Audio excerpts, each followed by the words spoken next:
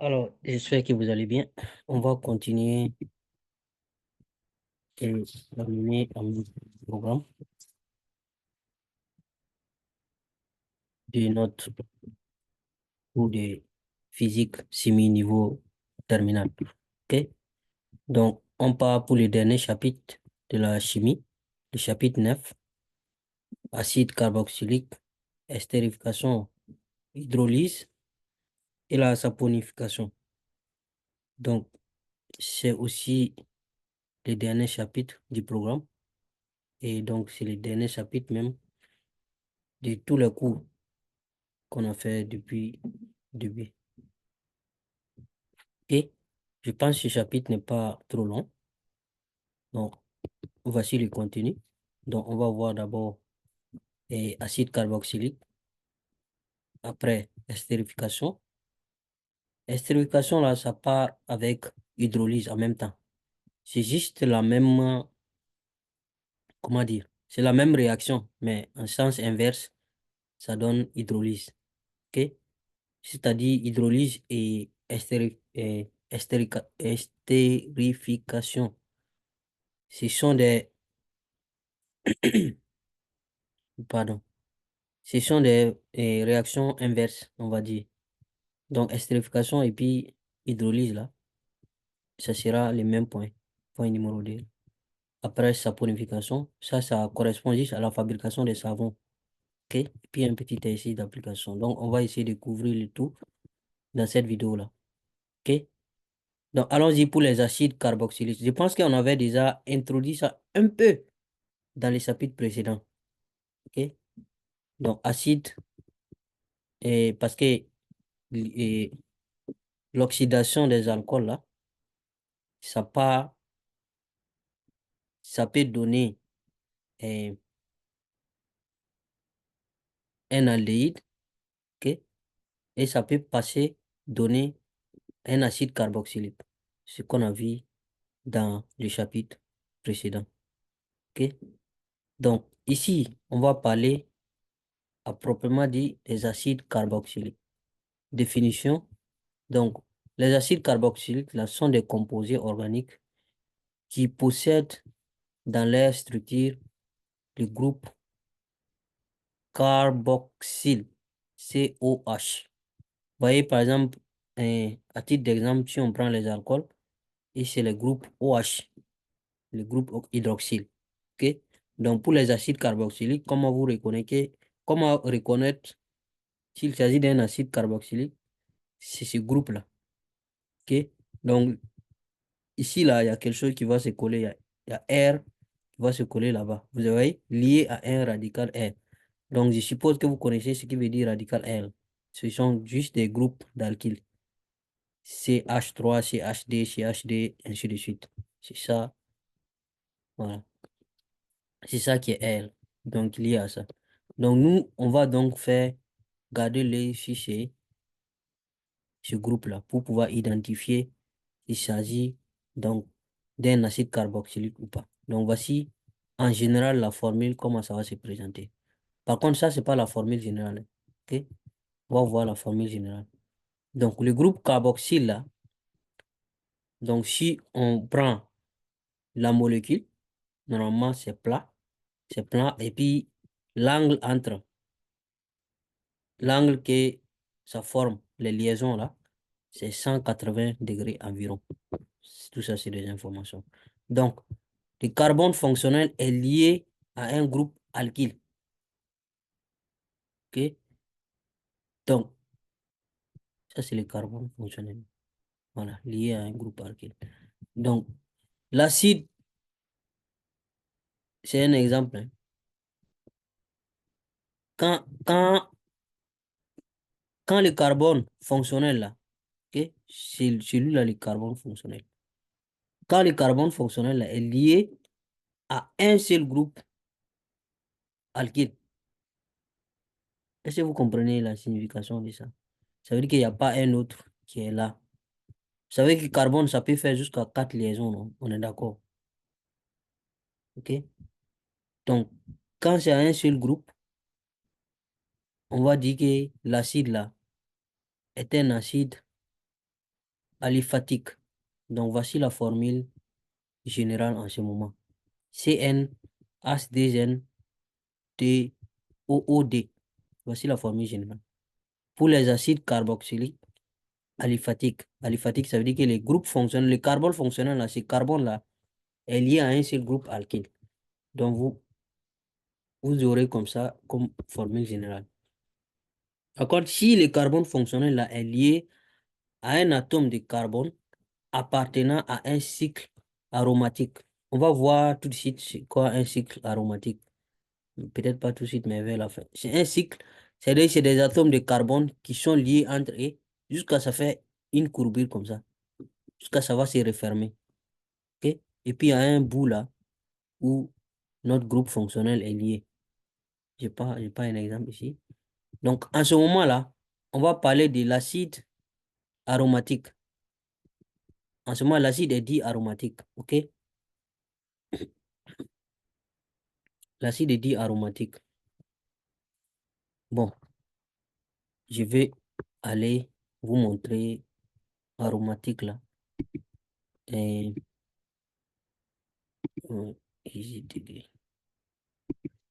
normalement, on n'est pas venu ici d'abord.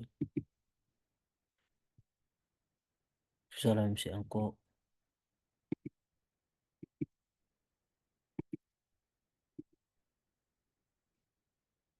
Sorry. Euh, Où est-ce que j'ai laissé ce truc-là?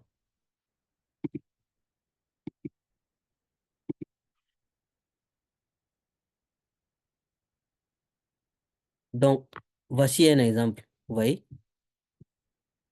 En réalité, c'est ça. On n'est pas arrivé ici d'abord, hein. Mais c'est juste pour vous montrer l'exemple là. OK? Donc, quand les carbones sont comme ça, liés entre eux comme ça, ok. Quand on a un cycle comme ça fermé, c'est comme ça on parle de,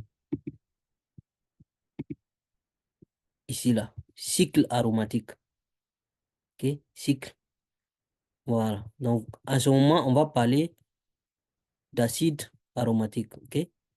Donc, acide aliphatique et acide aromatique, on est d'accord? Voilà. Donc, on retourne, on continue. On va parler maintenant de nomenclature, comment on nomme les acides là, les acides carboxyliques. Donc, la terminaison oïque caractérise les acides carboxyliques. Regardez ici, il y a combien? Repérez notre groupe, le COOH là. C'est ça le groupe qu'on doit repérer. OK? Je retourne. C'est ce qu'on a dit ici. Quoi ça? Voilà, c'est ce groupe-là. OK? C'est le groupe carboxyle là, on doit repérer dans la formule. Donc, ici, on voit que c'est comme si le groupe est lié à un seul H. OK? Donc, il y a un seul C. Donc, quand vous référez à l'alcane correspondant, il s'agira du méthane. OK? Donc, on va dire ici acide, méta, et puis on ajoute noïque. Vous voyez, il y a méthane, et puis on ajoute le E de méthane là est enlevé, et puis on ajoute oïque. OK? Ici, voici le groupe. Il ne faut pas perdre de vue le groupe. COOH. Donc, ici, c'est comme si il y a DC. Donc, il s'agit d'éthane, acide éthanoïque. C'est très simple. OK?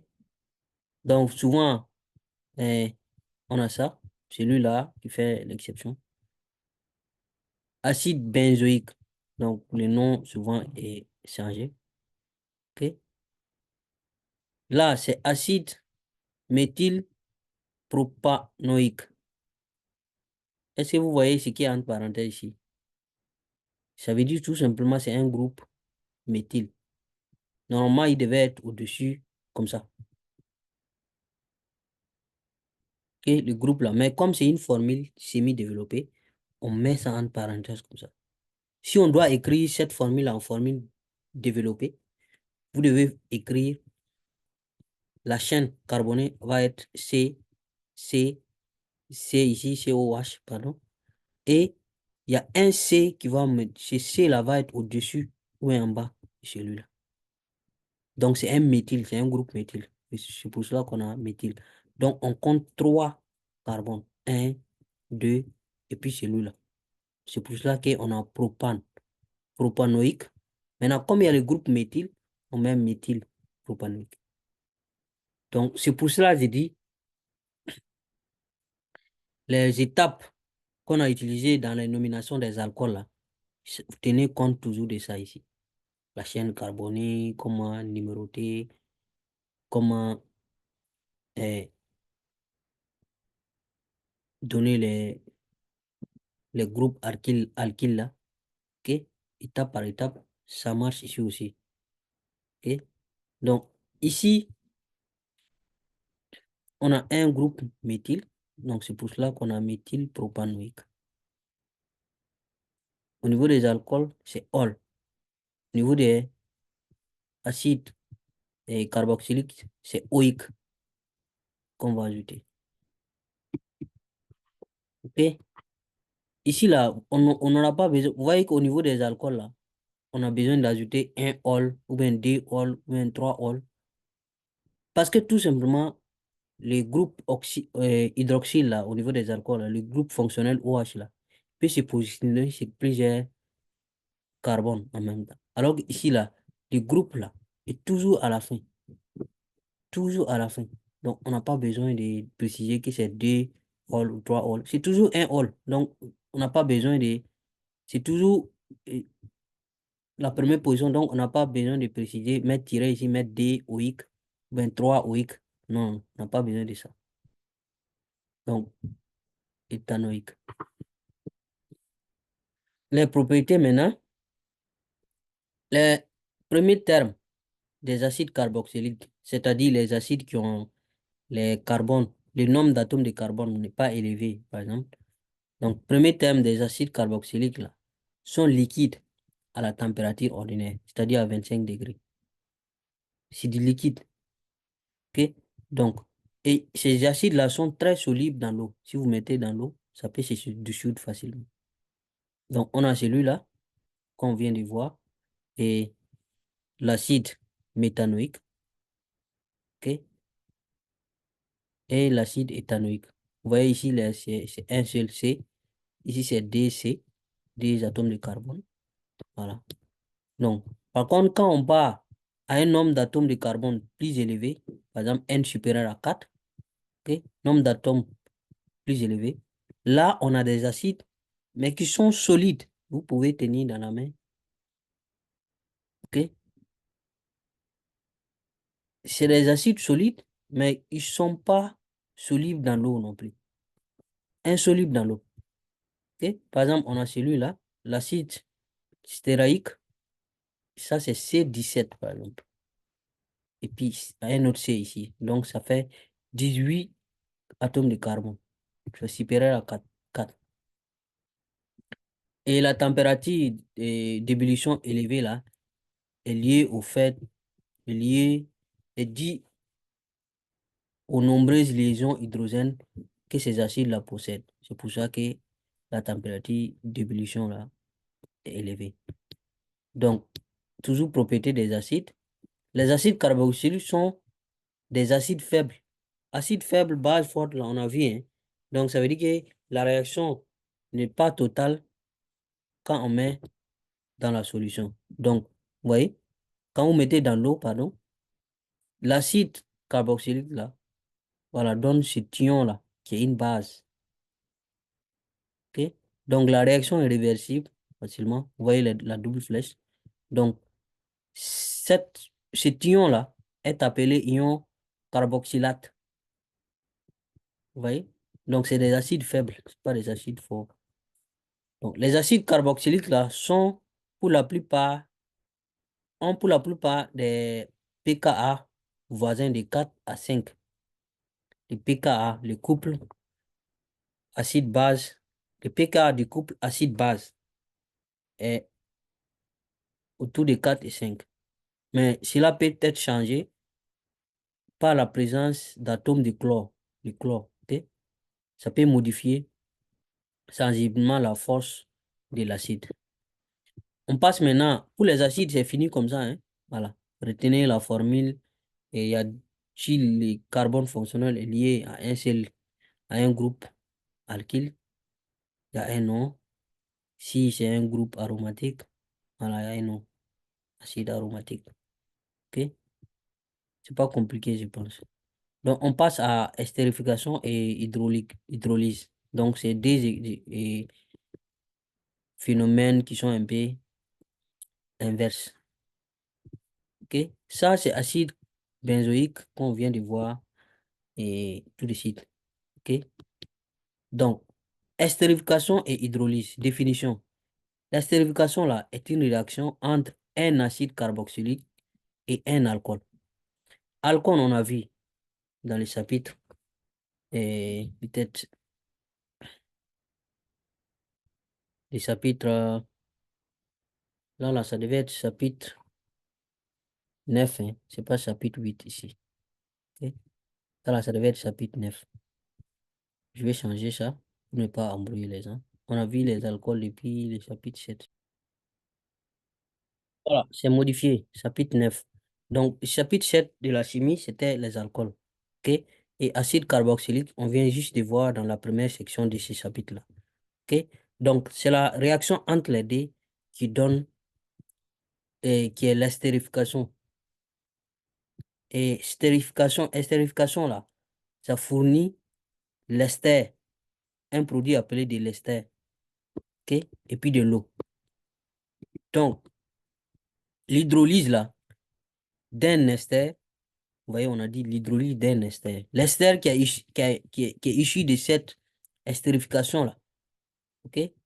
Cet ester-là s'hydrolyse avec l'action de l'eau, OK? Donc, l'hydrolyse d'un ester est l'action de cet ester sur l'eau, OK? Donc, l'hydrolyse est l'inverse de l'estérification. Voici un acide carboxylique. On vient juste de voir la formule générale. Et ça, c'est formule des alcools. La formule générale des alcools. Vous voyez le groupe OH, la hydroxyle, la OH. OK? Et puis un groupe alkyle ici.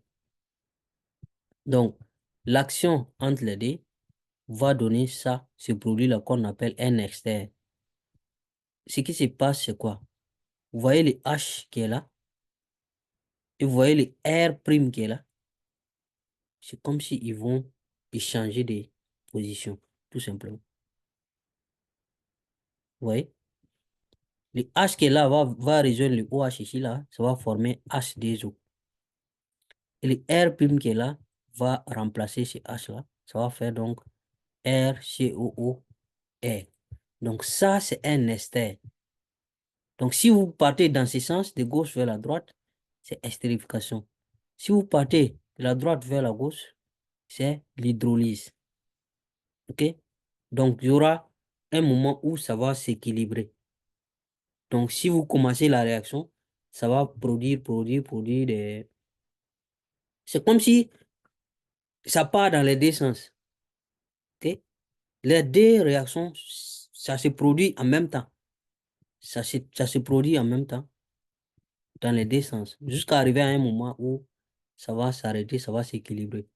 Donc, vous allez avoir la présence de l'eau, des esters, de l'alcool et d'acide carboxylique, tout ça dans la solution. OK? Le nom d'un ester s'obtient, là, maintenant, on va parler de nomination, s'obtient en tenant compte de l'acide et de l'alcool qui ont servi à sa fabrication. Donc, cet ester-là, ce produit-là, c'est en fonction du nom de l'acide ici et du nom de l'alcool ici qu'on va obtenir son nom. OK? Voici un exemple. Donc, éthanoate de méthyle. Donc, vous voyez ici, regardez les CH3COO. Est-ce que ça ne correspond pas à ça? Vous voyez? C'est comme si on a enlevé le H là. Donc, c'est comme si c'était l'acide éthanoïque, et puis on a coupé les H de l'acide éthanoïque là. OK? Et on a remplacé ça par un groupe méthyle. OK? On a remplacé ça par un groupe méthyle. Ce groupe méthyle là était porté par un alcool.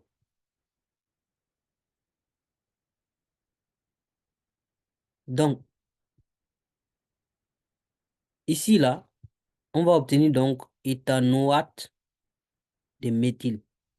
Voici le méthyle. Vous voyez ici, ate, c'est ça qui caractérise les esters. Vous voyez ici, c'est pour ça que j'ai mis ici la formule d'acide benzoïque là. Comme c'est regardez ici, c'est comme si c'est les H là seulement on a enlevé. C'est pratiquement la même chose. Les H là on a enlevé ici. Donc, C6H5COO, ouais, C6H5COO, les H là a été remplacé par tout ce qui a été souligné là, tout ce qui est souligné là. OK? Et attention, ici là, quand on a parenthèse comme ça, et puis il y a D là, ça veut dire il y a deux fois ça. Maintenant, le fait que l'acide correspondant, l'acide carboxylique correspondant, c'est l'acide benzoïque, on aura donc benzoate. Maintenant, les groupes méthyl que l'alcool a cédé, c'est quoi? Il y a un C ici. Ici, il y a combien de H? Vous voyez ici, ça fait 6. OK? Donc, c'est comme si les D la multiplier, là, ça fait combien de C? Il y a un C ici, puis il y a deux C ici. Parce que le D qui est dehors, là, ça va multiplier les C ici. Donc, c'est comme si on a 3 C. 3 C, ça correspond à propane. À, je veux dire, les, comment on appelle? Propane, c'est le truc correspondant au nombre d'atomes de carbone, là. L'alcane correspondant. OK?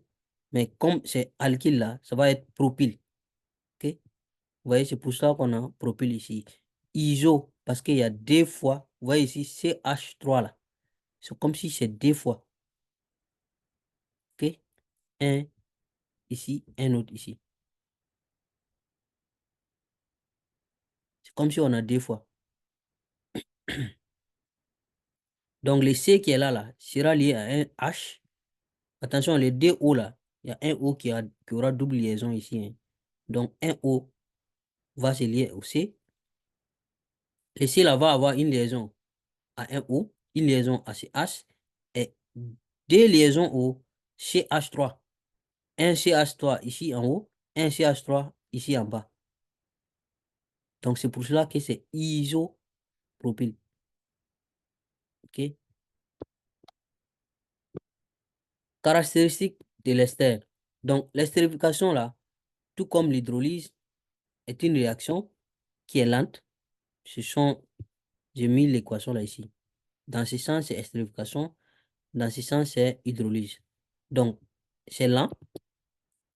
Réaction est lente. Elle est thermique. Elle est athermique. Il n'y a pas de chaleur. Elle est limitée. Limitée, là, ça veut dire que ça ne part pas jusqu'au bout. Vous n'allez pas faire jusqu'à... Vous allez avoir uniquement ces deux produits-là, là-bas. Ça veut dire les produits qu'on a mis initialement, là. Ça ne va pas finir. Il y aura une limite. Ça va fonctionner, fonctionner jusqu'à arriver à un moment, là. Ça passe plus. C'est comme si vous ajoutez de la farine, du mil dans de l'eau. Vous ajoutez, et puis ça devient du, de la bouillie. Vous ajoutez, à un certain moment, ça s'arrête, ça ne devient plus. C'est comme si il y a toujours la farine là est toujours dedans, il y a toujours l'eau aussi dedans. Ça, c'est impossible quand même. L'eau liquide, mais c'est un peu difficile. Donc, c'est pour ça qu'on dit que la réaction là est limitée. Et aussi, elle est réversible. Parce que vous voyez, ça part dans ce sens comme dans ce sens. Donc, s'ils fabriquent trop d'esters, les esters là vont encore s'hydrolyser pour devenir acide et puis alcool encore. Et ça part et puis ça vient. Comme si ça balance, jusqu'à arriver à un moment où ça va s'arrêter maintenant. Donc, ces deux réactions conduisent à un équilibre chimique. Donc, quand ça va s'arrêter là, c'est ça qu'on appelle équilibre chimique. Donc, dans le cas de l'estérification, la composition du mélange à l'équilibre va dépendre au départ, parce que ça veut dire qu'à l'équilibre, là, on aura tous les quatre composés qui sont là, et tous les quatre qui seront là. C'est-à-dire les produits qu'on a mis, les réactifs qu'on a mis au départ, ce n'est pas fini. Et les produits qui se sont formés aussi sont là. Donc, l'équilibre là va dépendre de certaines choses. Ça dépend des proportions initiales d'acide et d'alcool.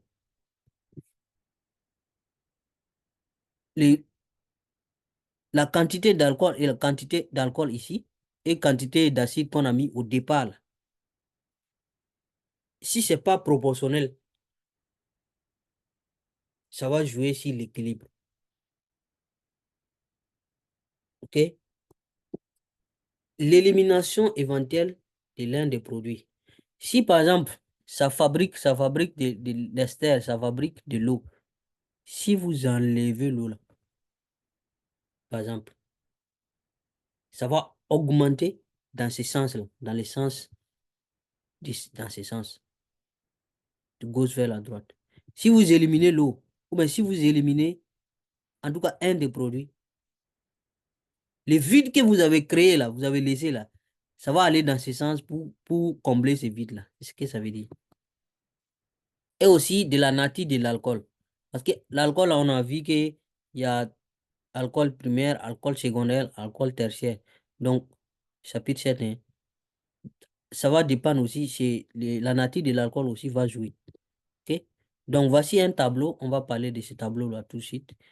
Et qui permet, on vient de vous dire que les alcools, là, ça va dépendre des types d'alcool, non? Vous voyez, alcool primaire, on peut espérer atteindre limite d'estérification à l'équilibre à 67%. OK? Donc, si notre alcool qui est là, c'est un alcool primaire, la limite sera 67%. Si c'est alcool secondaire, 60%. Alcool tertiaire, il n'y a presque pas de réaction, 5% seulement. Donc, vous aurez beau pousser, ajouter tout ce que vous voulez, ça va rester 5%.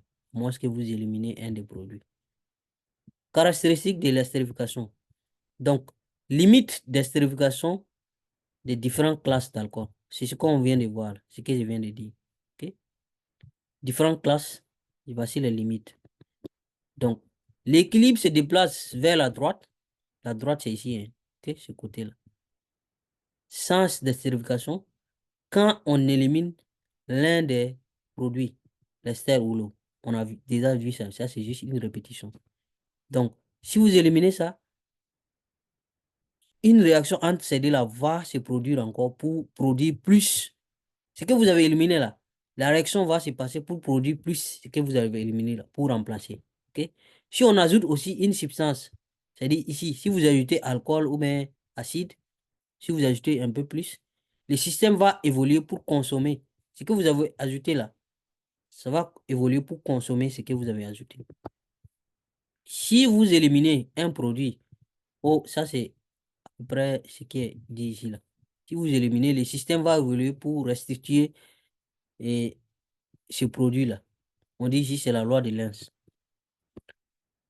Caractéristique de l'estérification, toujours, si on remplace l'acide par chloride d'acide, l'acide qui est là, vous voyez, si on l'enlève, on remplace ça par chloride d'acide correspondant, la réaction d'estérification devient totale. Ça veut dire tout sera consommé. Il n'y aura plus de sens inverse. Ça va juste être total. Donc, c'est quoi acide et chloride d'acide là? On va voir peut-être des exemples. OK? L'acidification par chloride d'acide là est en revanche totale, rapide et exothermique. Là, l'acidification normale là, vous voyez ici là, on a dit estérification indirecte ou acylation. En utilisant, au lieu d'utiliser acide carboxylique, on utilise chlorure d'acide. Donc, en ce moment, c'est total. Avant, c'était pas total. C'est rapide maintenant. Avant, c'était lent. Exothermique. Avant, c'était pas exothermique. Là, maintenant, il y a la chaleur qui sera produite. Donc, voici des exemples. Chlorure d'acide. Vous voyez celui-là. Chlorure de méthanoline. Ok? Méthane. Il y a un seul C. Vous voyez, c'est les chlorures là, c'est les Cl là qui vont nous guider. Celui-là, chlorure d'éthanoline et chlorure benzoïle. Celui-là, chlorure de méthylpropanoïl. OK? Donc, si on utilise cela ici à la place de l'acide carboxylique, on aura cette réaction-là dans ce sens.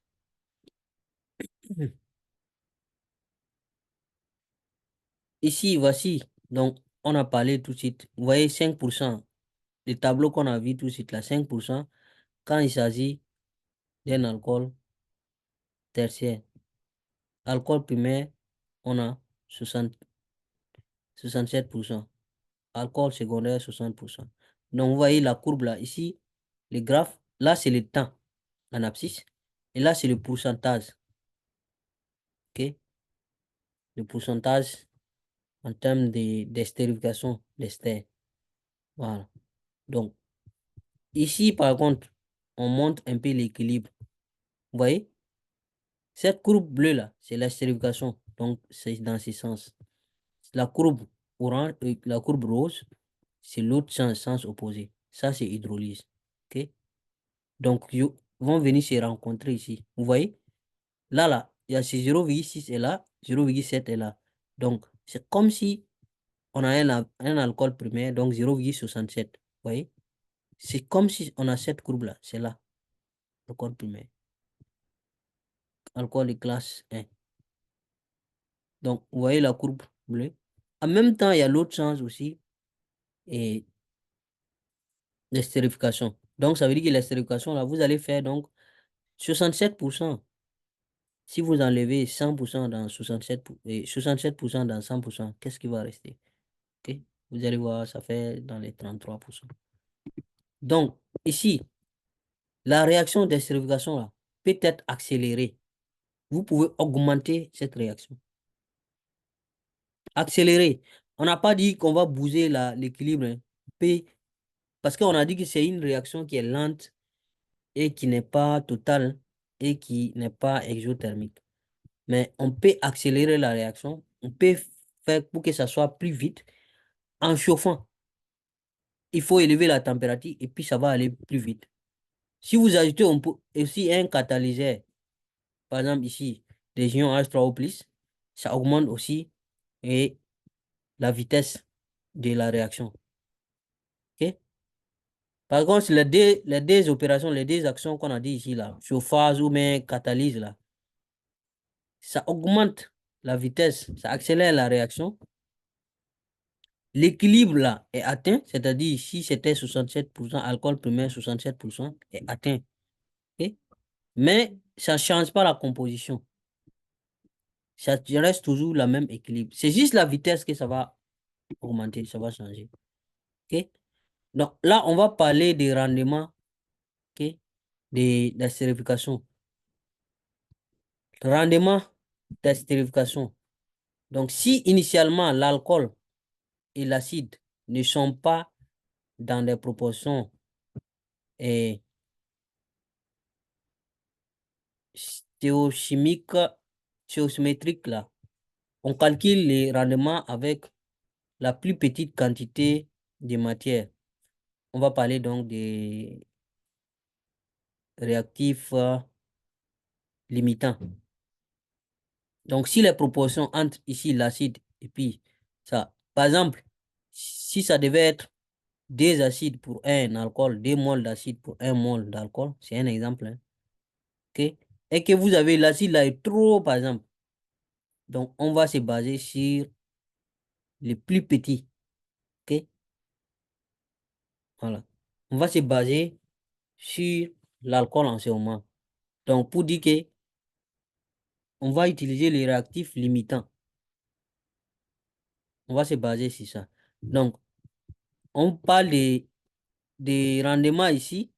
Rendement de l'estérification là. C'est nombre de moles de l'ester. Vous voyez? Il faut suivre, hein, ça peut venir comme exercice. Nombre de moles de l'ester divisé par nombre de moles d'acide initial. OK? C'est ça le rendement. Ester, ce qui est là, ça divisé par ça. Nombre de moles de ça divisé par nombre de moles de ça. Nombre de moles d'ester divisé par nombre de moles d'alcool initial. Est-ce que vous comprenez? Prenez un nombre de moles ici divisé par nombre de moles de là.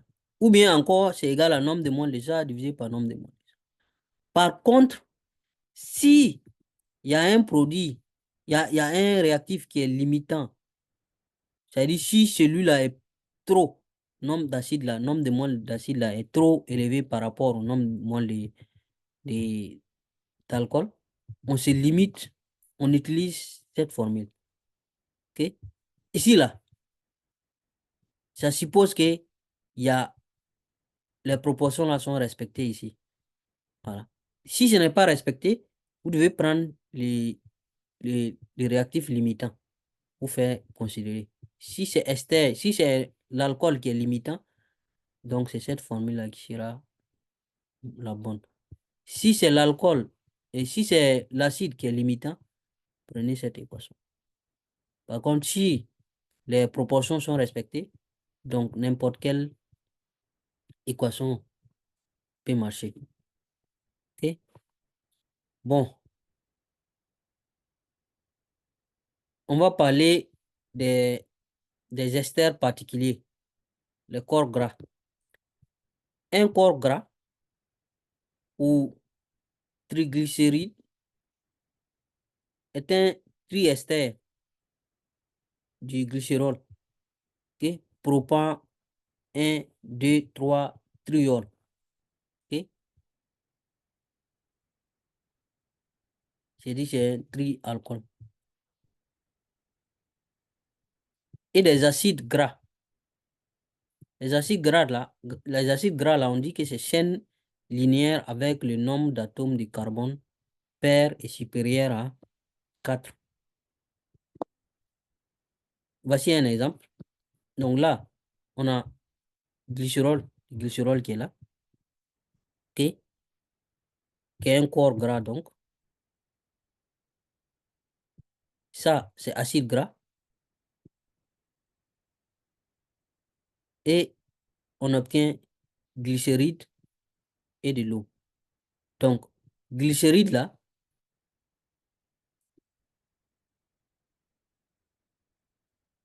ça là, c'est pas un corps gras, hein. Ça, c'est la réaction entre glycérol, c'est-à-dire tri,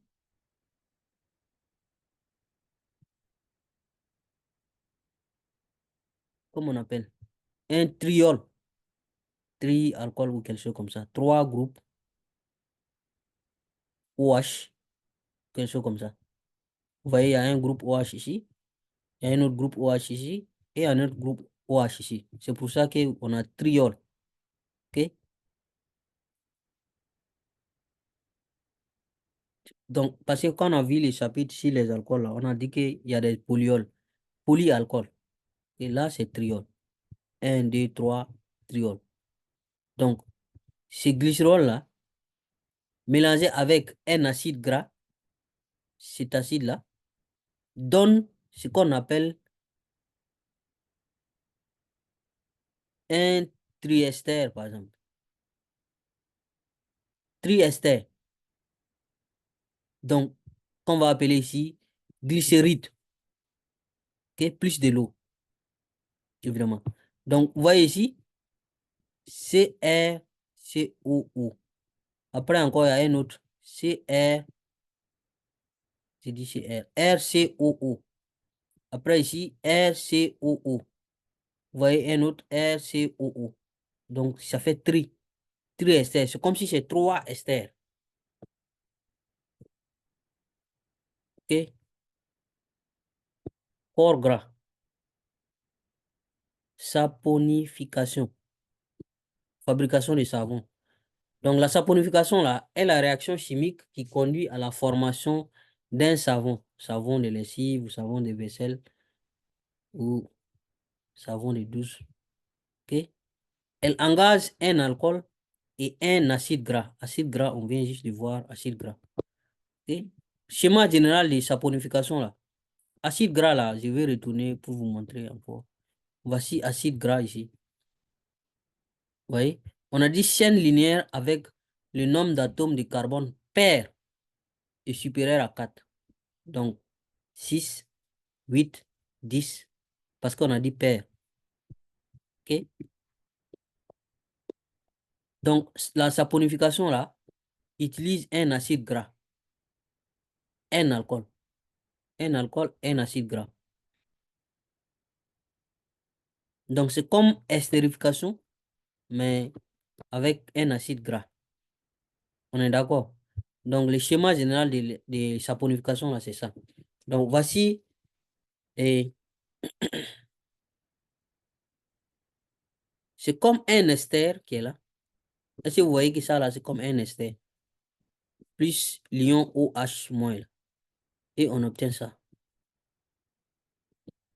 Donc là, c'est notre glycéride, c'est-à-dire un triester, glycéride là, un triester, plus étion, OH-, plus carboxylate. Au début, quand on a parlé des acides carboxyliques, là, on a vu qu'il y a ce ion là qui est formé, qui est ion carboxylate. Quand les acides carboxyliques réagissent avec l'eau, on a dit que ce sont des acides faibles et on a parlé des ions carboxylates là.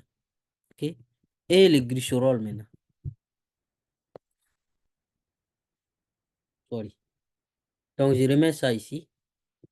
Et la saponification, là, lorsqu'elle se déroule à chaud, elle est rapide. Quand c'est à chaud, hein, parce qu'on a dit quand on chauffe, quand on augmente la température, ça accélère un peu les réactions. Quand c'est chauffé, donc, c'est total aussi. Et bien sûr, c'est exothermique. Si l'ion qui est là, la OH- là, vient de la soude, est-ce que vous connaissez la soude? Ok? Si ça vient de la soude, on va avoir des savons blancs et puis durs. Parce que la soude, c'est un peu jaunâtre comme ça. Si maintenant, l'ion OH là, OH- là, vient de la potasse, on va obtenir des savons noirs et puis mous. Donc, les esters là, souvent, ont des goûts et des odeurs agréables. Les savons là, où souvent vous avez des odeurs, des savons qui ont des odeurs vraiment agréables. Ok? Et souvent aussi, vous avez des esters dans des parfums. Ok? Et même les fruits qu'on mange. Ok? Le goût des fruits là, c'est dû à des esters. Ok? Voilà. C'est en grand, en grande partie dû aux esters, les goûts des fruits, de certains fruits. On a par exemple, euh, ça c'est méthanoate d'éthyle, le rhum, ça c'est du rhum, ce qu'on boit là. Ok? L'ananas, et butanoate d'éthyle, le goût qu'on a. Et en médecine, il y a aussi le paracétamol. Donc, la formule que je vous avais montrée là, paracétamol, ça, c'est par contre formule d'une aspirine. Ok?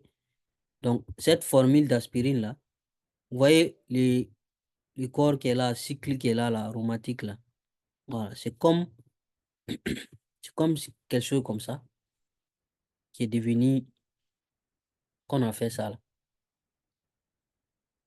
Donc, pour dire que si vous voulez, vous pouvez ajouter des H ici. H, H, H. Mais en temps normal, si vous laissez comme ça, c'est pas un problème. C'est la même chose qui est là. Donc, c'est la molécule d'aspirine, comme ça. on va faire un petit essai juste avant de se quitter. Donc, on vous dit, on estérifie 0,2 mol d'un acide carboxylique. Donc, pour faire estérification, il faut acide puis alcool, dont la molécule comporte 3 atomes de carbone. Donc, notre acide là a 3 atomes de carbone. OK?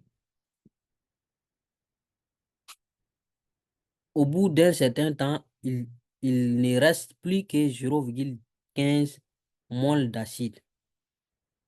OK? Au début, on a 0,2 mol d'acide et à la fin, on a 0,15 mol d'acide. OK? On dit de donner la formule semi-développée et les noms de cet acide carboxylique. Voici ici la formule, parce qu'on nous a dit qu'il y a 3 atomes de carbone. On connaît, comme c'est un acide là, déjà, il faut mettre le groupe COOH là. Ça, c'est forcé, parce que c'est un acide. OK? Vous écrivez ça d'abord. Maintenant, dans ce groupe-là, il y a un C. On nous a dit que notre acide là a 3 C. Donc, vous mettez 2 autres C. Un ici, un ici. Le reste, il suffit juste de remplacer par des H. C'est C là, puisque chaque carbone doit prendre 4 liaisons. Donc, le C qui sera lié à CC, et CC aussi sera lié à CC. Donc, ici là, lui là aura 3 liaisons libres. Donc, on remplace par H3. Celui-là, CC là, par contre, aura 2 liaisons libres.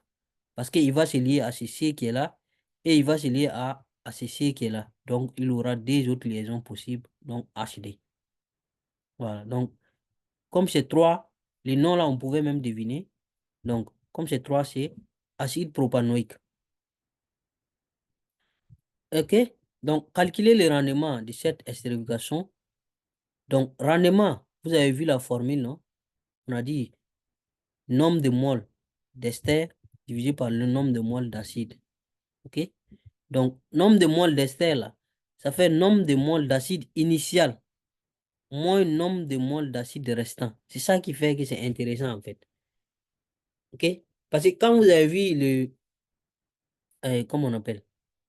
L'équilibre, là, si l'alcool, si la stérification à part à 67%, c'est que l'hydrolyse va aller à 33%. Je retourne un peu pour vous montrer de quoi je parle. Ça est où? Je pense que on avait vu ça où même. Ici. Vous voyez ici? Donc, si vous avez le pourcentage le nombre de moles d'acide qui a réagi là, ce qui a disparu, c'est quoi? C'est ça qui est là. OK? Donc, opposé, vous faites 100% moins, ou bien un moins ce qui est là. Moins les 67% là. 67% c'est 0,7, hein. Donc, un moins 67, un moins 0,67, ça va faire 0,33. Donc, c'est à peu près les principes qu'on a utilisés ici. On retourne où on était.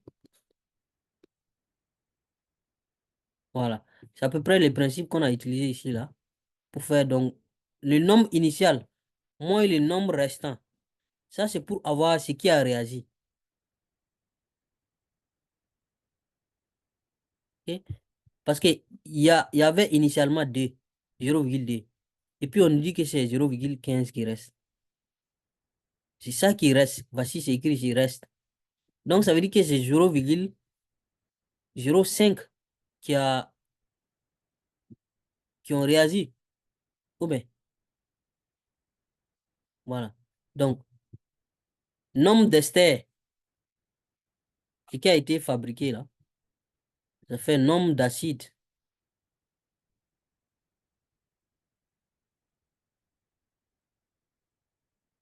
Nombre d'acides initial moins nombre d'acides restants. Donc, si on gagne le nombre d'acides, il y a le nombre de moles d'acide qui a réagi là. Il faut que je ramène l'équation là ici. Ok, on recommence notre explication là, pour mieux comprendre. Voici l'équation.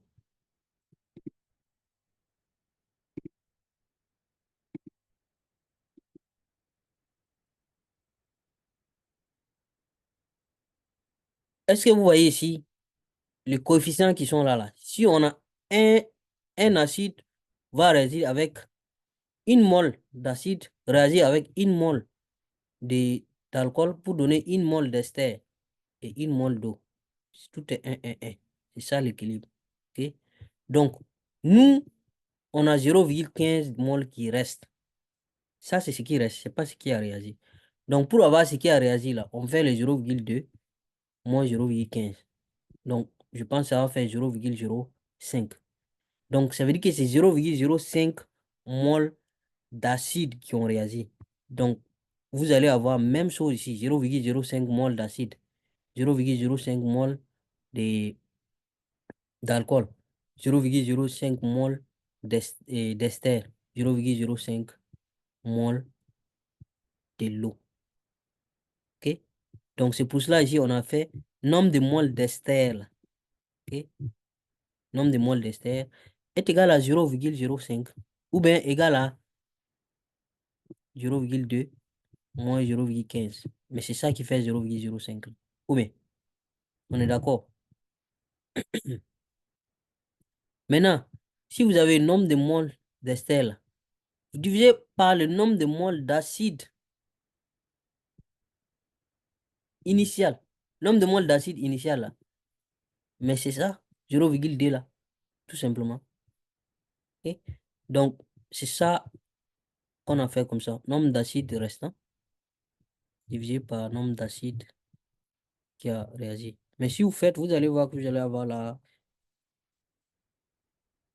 même chose. OK?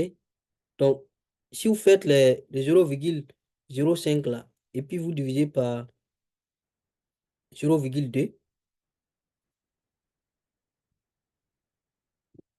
c'est un moins.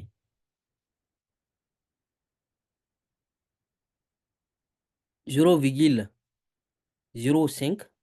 en 0,2 moins 0,15.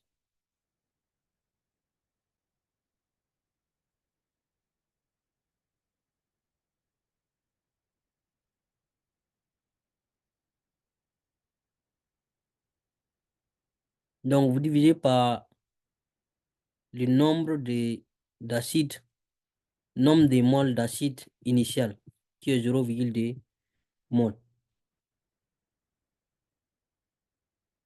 Vous allez voir que vous allez avoir 0,25. Donc, c'est ça qui fait 25%. Ça, j'ai fait pour ceux qui n'ont pas compris cette formule. C'est pas obligé de passer par cette formule. Parce que si vous avez ici, vous savez que c'est le nombre de moles d'acide qui ont réagi là. C'est 0,2 moins 0,15. Parce que ça, c'est ce qui reste. Donc, ce qui est parti là, fait ça moins ça. 0,5. 0,05. Donc, c'est le même nombre qui est là, partout. C'est le même nombre de moles. Donc, automatiquement, vous obtenez le nombre de moles d'ester. Ça va faire 0,05. OK? Vous divisez ça par le nombre de moles d'acide initial. Faut faire attention. Ça, c'est la formule qui dit ça. OK? En ce moment, vous obtenez les rendements. 0,25. 0,25 là, c'est ça qui est 25%. Donc, par contre, ici, là, c'est la même chose aussi, hein. Vous voyez? Nombre de moles d'ester, là, ça fait nombre de moles d'acide initial divisé par nombre de moles d'acide restant. OK? Si vous remplacez ça par ce qui est en haut ici, vous allez avoir nombre de moles d'acide initial moins nombre de moles d'acide restant divisé par nombre de moles d'acide initial. Mais ce nombre de moles d'acide initial, ça là, si vous séparez les dénominateurs, vous allez voir que c'est nombre d'acide initial et nombre de moles d'acide initial, là, c'est ça qui fait ça. 1. Ok? Celui-là divisé par ça qui donne le 1. Après, vous divisez encore par ça. Et ça qui est là. Le NA là. OK? Voilà. Donc, ça fait 1 moins 0, ça divisé par ça. Donc, autrement dit aussi, vous pouvez juste faire 1 moins ce qui reste divisé par l'initial. Ça aussi, ça marche.